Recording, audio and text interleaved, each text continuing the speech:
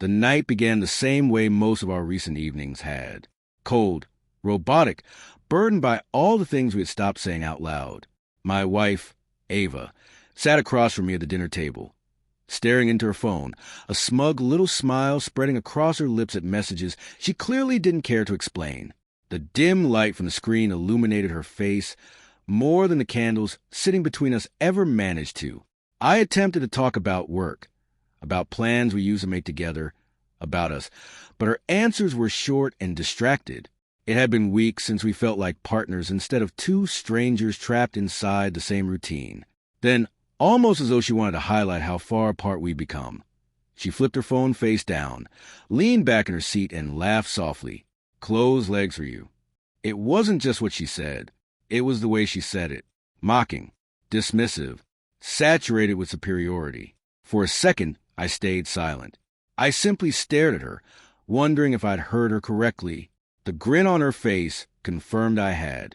She was testing me, measuring how much disrespect I was still willing to endure. That had become Ava's habit. She mistook my calmness for weakness, my patience for surrender. She assumed I would quietly tolerate anything, because I love her too deeply to push back. She was mistaken. I didn't yell. I didn't slam the table. I didn't raise my voice at all. I gave a faint smile, slowly sipped my water, and answered, "Then closed wallet for you." The silence afterward felt suffocating. Ava blinked, her expression immediately shifting. "What did you just say?"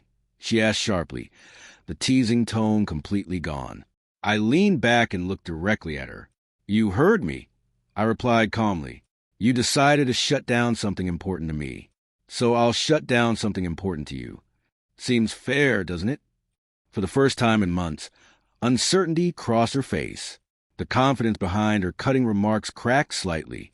My calm reaction unsettled her because her control depended on provoking emotion from me, and now she wasn't getting any. She tried brushing it off.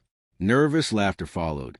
She accused me of being dramatic, insisted I couldn't possibly be serious. I said nothing. I finished my meal, stood up, and carried my plate to the sink.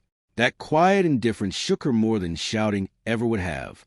"You're overreacting," she said, though her voice had lost its steadiness. I turned toward her, smiled faintly again, and said, "No, I'm finally reacting the right way." Then I walked off, leaving her sitting there in stunned silence. For the first time in a long while, I didn't feel hurt. I felt steady, not because I wanted revenge, but because I was finished allowing my love to be treated as if it meant nothing. The following morning, she acted like the night before had never happened. She made coffee, greeted me with exaggerated sweetness, even wore the dress she knew I liked most. "Good morning," she said gently, testing the atmosphere between us. I nodded but remained silent. My quiet carried more power than anger ever could. As I reached for my briefcase, she finally asked, "You're not seriously mad, are you?" I looked at her calmly and answered, "No, I'm reevaluating what respect is supposed to look like in this house." Her face dropped. At that moment, she realized I was no longer participating in the old dynamic. Throughout the day, messages from her kept appearing. Small, uneasy attempts to smooth things over. I was joking. "You're taking it too personally. Please don't ignore me." I didn't reply, not to punish her, but to make her sit with the absence of control she believed she had over me. That evening, she called. Her voice shook slightly. "Can we talk?" she asked. I answered calmly. "We can talk when respect returns." When I got home, she was waiting for me. Her makeup had run, her eyes were swollen red, and her phone sat untouched on the table. "I crossed a line," she admitted quietly. "I didn't mean it like that." I nodded slowly. "I know," I said, "but you meant it enough to say it. That's the problem." That was when she finally broke down, not just from guilt, but from realizing what it costs to disrespect someone who truly loves you. Days became weeks, and Ava genuinely changed. The arrogance disappeared, replaced with self-awareness. She stopped mocking me, stopped belittling me, and began listening instead. I didn't rush to forgive her.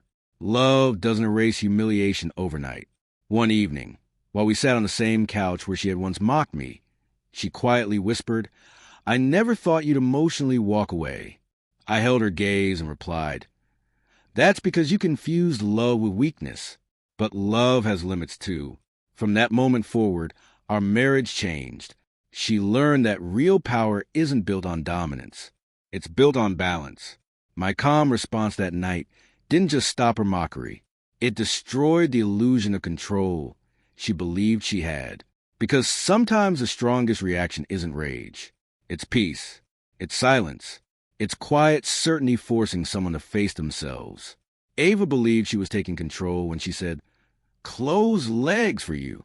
But in reality, that moment marked the end of her control and the beginning of my freedom.